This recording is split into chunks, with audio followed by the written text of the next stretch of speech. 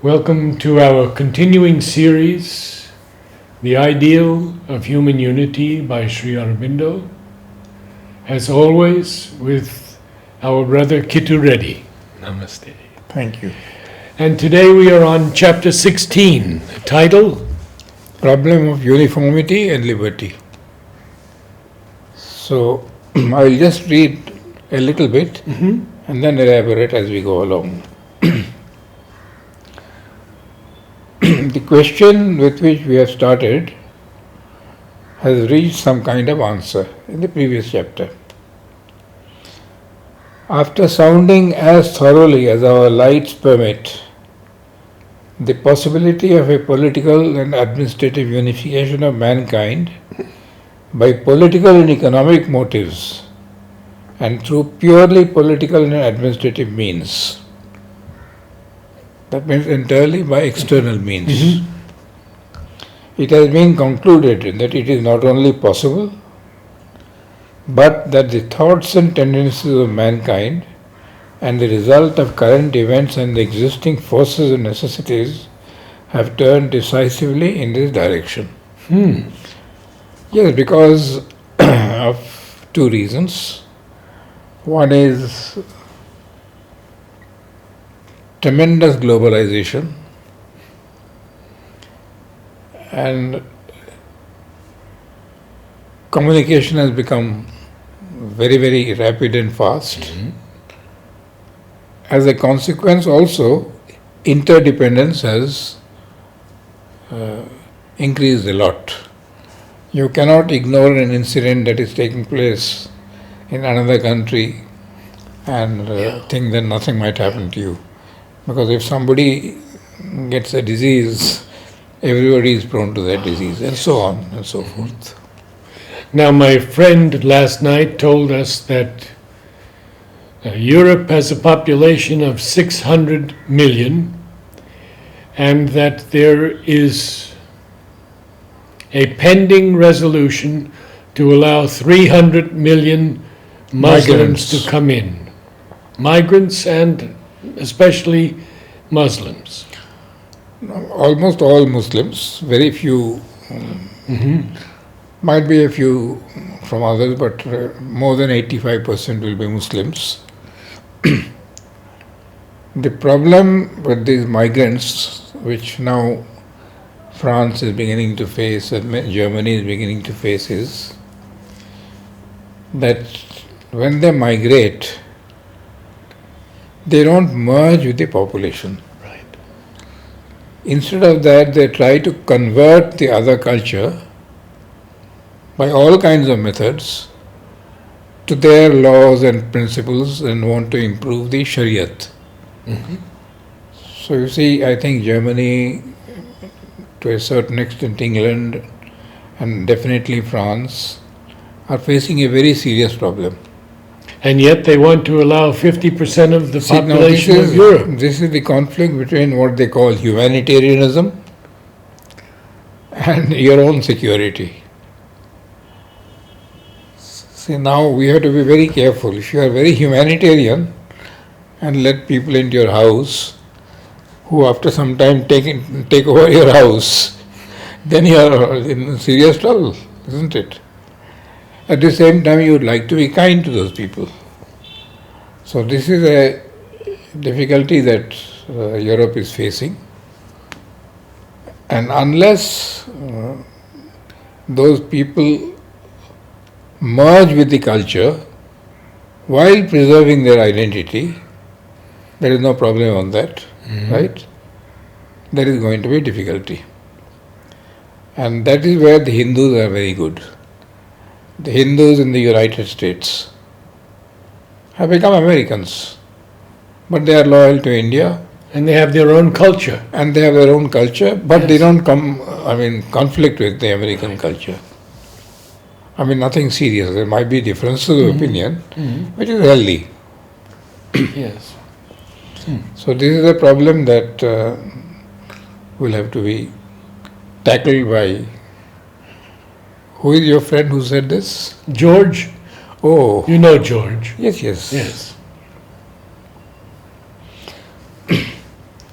So This is one of the dominant drifts which the world nature has thrown up in the flow of human development, and it is a logical consequence of the past history of mankind and of our present circumstances.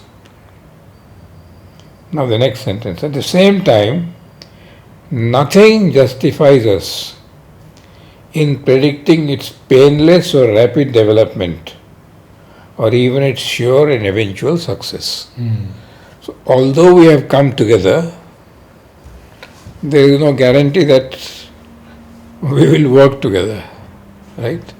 So, and if every country, rightly or wrongly, takes up the position that nationalism and my nationalism is most important, which I think is the hallmark of Trump,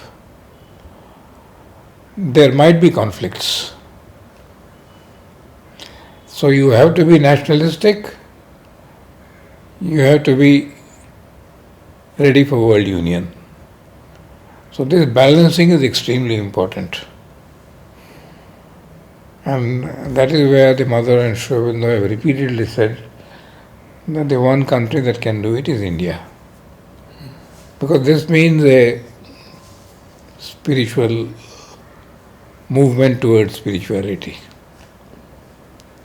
To respect the culture of every other nation and to preserve your identity without trying to dominate.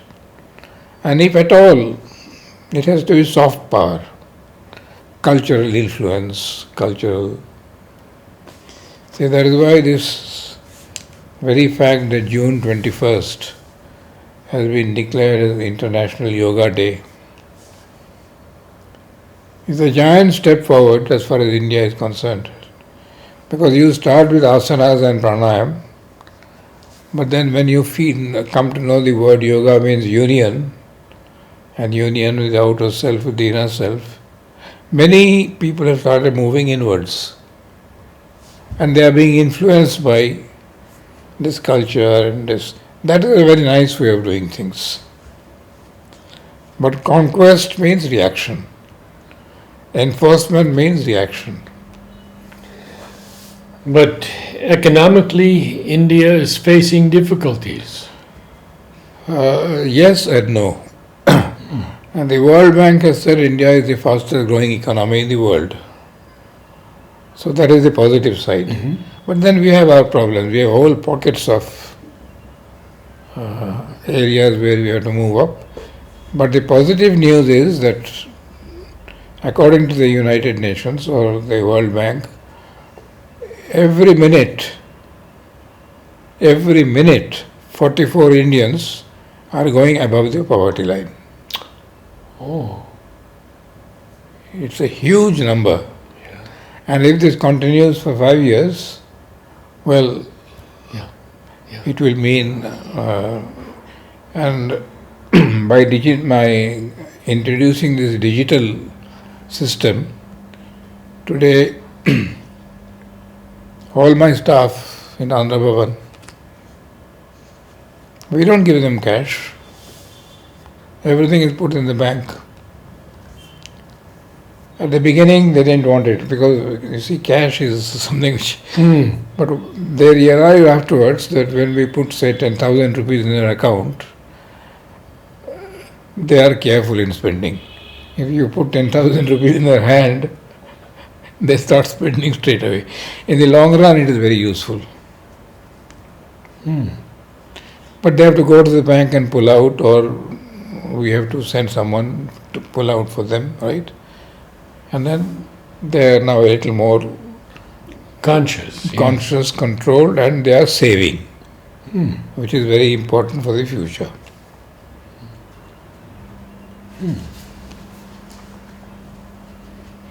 So nothing justifies us in predicting its painless or rapid development, or even its sure or eventual success. We have seen some of the difficulties in the way. We have also seen what are the lines on which it may practically proceed to the overcoming of these difficulties. One thing you must remember all the time, We are speaking of unity by purely political and administrative means, not by psychological inputs. And that, as he will show you later in the chapter, is the weakness of the idea. A thing that is done by economics and politics is not durable. A thing that is done by an inner, deeper understanding is durable even if the economics is not entirely favorable. So that he will show you gradually. Now see, he is very down to earth. We have concluded that the one line it is not likely to take is the ideal. That which justice and the highest expediency and the best thought of mankind demand. That which would ensure it to the greatest possibility of an enduring success. So evidently he doesn't have a very high opinion of human nature, right? It is not likely to take perfectly until a probably much later period of a collective evolution the form of a federation of free and equal nations. Now, this was written 100 years ago. 100 years ago, where it seemed there was no chance at all, today there is a chance. Today, all the nations are free, or almost free at least, even if there are strong influences by powerful countries, but they are more or less free. Now, can we conceive of forming through the United Nations a kind of federation of all these nations working together to solve the common problems of humanity? Well, England doesn't think so. With Brexit. Yes, Brexit. But now that they are demanding a second referendum because they want to get back to Brexit. A big size of the population. So I don't know whether the Prime Minister will agree to that or not. But this is happening already in areas which affect everybody. One is climate change. You say Narendra Modi got a prize for that because India and France are cooperating and trying to create. And climate change will affect everybody. If there is warming, it will not be only in America, it will be in India as well as everywhere else, right? And secondly, pollution, environment, right? If there is pollution in my neighborhood, it is a question of time before I get polluted. You can't, so everybody must stop polluting. And today in Delhi, there are whole areas in the national capital region which are severely polluted. And that is very bad for the lungs and asthma and all that, you know. So, a little bit it has started, but in areas which are indispensable to the human survival. And everybody wants that human civilization must survive.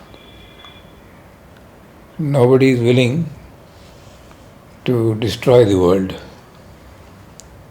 So there are positive steps.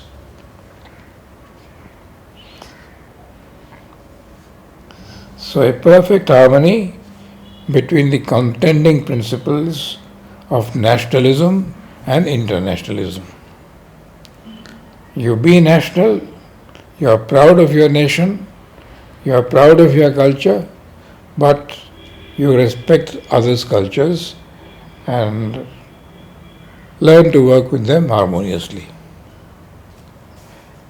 This needs a deep change, and it is not going to be done by purely political and administrative means. Political and administrative certainly, but the root has to be psychological, deeply psychological. When implementing, then it is political and administrative. So, and now we have to consider the second aspect of the problem, its effect on the springs of human life and progress. I'll read one more sentence and I explain. The political and administrative unification of mankind is not only possible but foreshadowed by our present evolution. The collective national egoism which resists it may be overborne by an increasing flood of the present unifying tendency to which the anguish of the European war gave a body and an articulate voice. The First World War was very painful. The reaction was, no more war. This is the last war.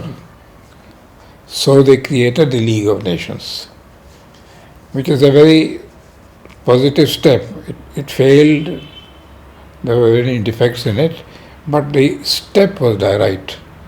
So you see now this anguish, this suffering demands that we come together. And in every community you will find that if the community doesn't want to break up and wants to continue, then these disturbances are not encouraged. They would like it to be solved by internal, peaceful, I won't use the word spiritual, but psychological methods. Spiritual will take time.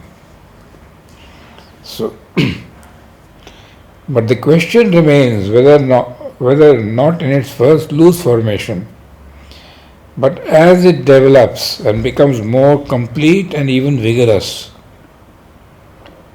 a strictly unified order will not necessarily involve a considerable overriding of the liberties of mankind, individual and collective. So that is the danger when political and administrative unity takes place. Individual and collective liberty might be overridden, and an oppressive mechanism by which the free development of the soul life of humanity will be for some time at least seriously hindered or restricted or in danger of an excessive repression. So this is the whole danger of an external political administrative unity at its root, because it will inevitably suppress individual liberty, religious liberty, cultural liberty, social liberty, and that is very undesirable for human progress. And then, since the chapter is uniformity and liberty, whenever you do things by administrative, political, external means, you have to create a system. And a system means uniformity.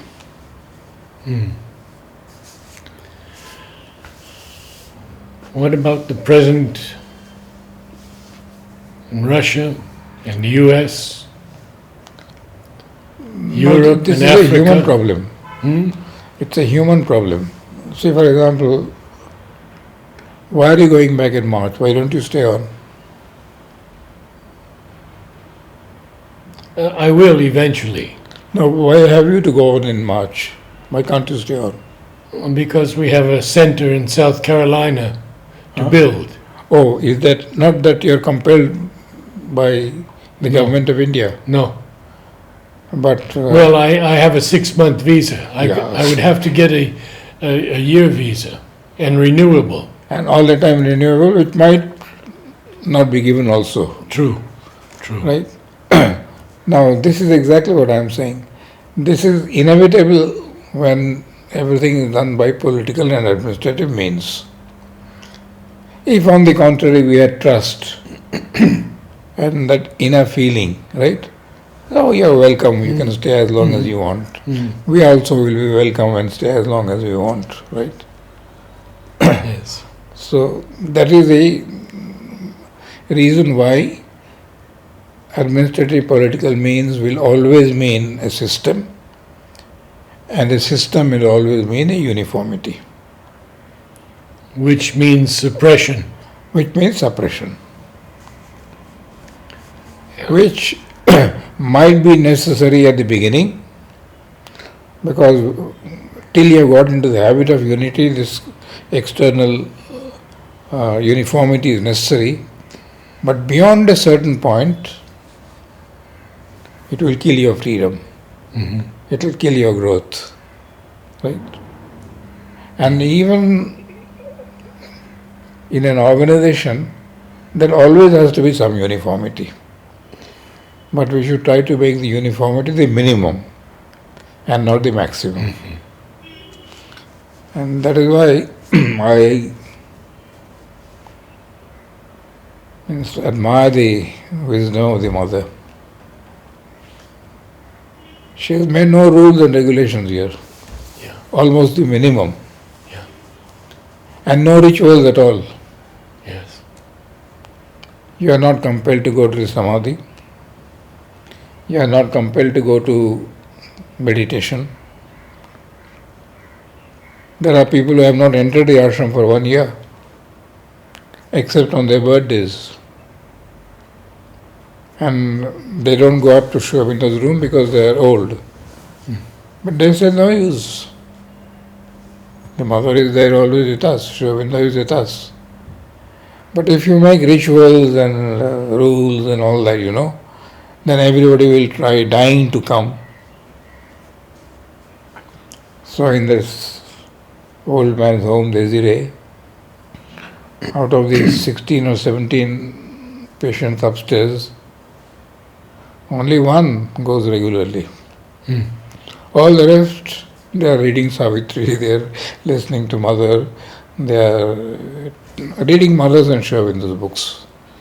I take a class once a week there, and they love it absolutely. So, and that is so important that Mother has given absolutely no rigidity. Inwardly you are open, that is enough. Nolini once called me to his room and he said, Mother asked me to tell you the following. To follow? The following. Okay. She gives you complete freedom in the ashram, but with that comes total responsibility. Yeah. Very beautifully said. Complete freedom and total responsibility. Otherwise, you can always pass it on to somebody else. Now, I was not allowed to do, I don't have the freedom. Yeah. See, this is very important from the point of view of a collective organization. Complete freedom we can't give you. You can't go to the dining room when you want. You have to go at fixed times. But do you know that in the 1930s, Mother made an experiment. Mother said that people can go to dining room when they want. Oh. Some people eat at 9 o'clock, especially outside. Bengalis, 9:30. Dinner at 10:30. So Mother said that they should ask someone to keep their food. It will be kept in an almirah. They have to go there at 9 o'clock and eat. It failed because they were not regular. The food was wasted. Right? Then Mother had to make a fixed rule. Because then you don't depend on people who are serving you. It is there. Right? But even with 100% at that time, it didn't work out. Today with 1300 persons, I don't think there's much chance. So uniformity is almost an inevitability when you are doing entirely by political and administrative methods. Agreed? Yes. You run a collectivity, in the United States. Some kind of uniformity. Yes. So that is, now if you carry it beyond a certain point, it becomes mechanical. ritualistic. Yes. And losers, that's inner something else. So that is why the name of this chapter is Problem of Uniformity and Liberty. Administration, political and economic, demands uniformity, which is useful and necessary in the early stages. Carried beyond a point, it becomes more than a burden, a kind of suppression of the individual, and without individual growth, there can never be collective growth. Everywhere it is individual growth. One individual shoots up, the rest try to follow.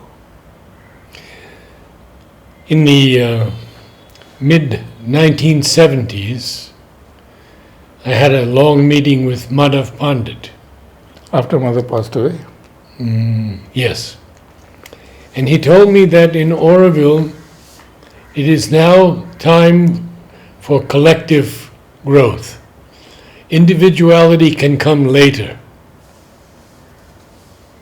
Yes, because mother created Aurobindo with that purpose of collective development, right? Yes. But no collective development is possible without individual development. So the first few years, slowly they built up. And now definitely collective growth is taking place. And on Monday we are taking class. Some people from Aurobindo come, or those who are connected with Aurobindo, and they say it is moving well. And I am in touch with Shraddhavan, Savitri Bhavan. It's moving extremely well. There is discipline, but it is more or less self-imposed. And that is the happiest thing possible. Yes. So there are 2 or 3 pockets. One is around the Maitri Mandir, governing council. One is Shraddhavan's place. Another, I am told, in Courage. A lot of freedom. There is one one middle-aged lady who lives there. Very free and very friendly. And there is a man called Rajan who comes to our house, who is Bharati's friend. Bharati goes there time to time. Very fine atmosphere. But other places tendency to be commercial. They make money and they are supposed to give a big percentage. Well, it's a very big experiment, so one shouldn't be disappointed. Exactly. This is a slow process that will take place. But the very fact that it is still there is, for me, a huge success. 50 years. 50 years. And then all of them pouring the water, and Narendra Modi coming and pouring the water, and he gave a wonderful speech. Yeah. And therefore, Aurobindo is an experiment where uniformity is not imposed. But there is a section of Aurobindo which says that there is so much indiscipline that some kind of uniformity has to be established. Now the danger is, which they themselves recognize, that once you establish uniformity, to go back to the old thing again, the freedom is very difficult. Human nature being what it is. So discussions are going on. Might be they'll arrive at something there. And General Chatterjee, who is one of the most respected persons there, Yes. he is from the army where everything is uniform. But he has adjusted himself to circumstances and situations and has completely identified himself with the spirit of Aurobindo and tries to bring the minimum of uniformity. But it is a difficult task. It is going on, and that it is going on, that itself is a success. Yes. So he says, the old circle of progression by retrogression is likely to work itself out again on this new line of advance. Because first you will bring uniformity, there will be a retrogression, there will be a revolt, there will be again some freedom, again back to uniformity. But higher. On a higher level? That you have to open. It can't be by political and administrative means only. Right. So you add to the spiritual method, the inner psychological method, political and administrative, there is chance of success. I think we'll stop here today. Very good. We'll take it up next time. Thank you, Kittu.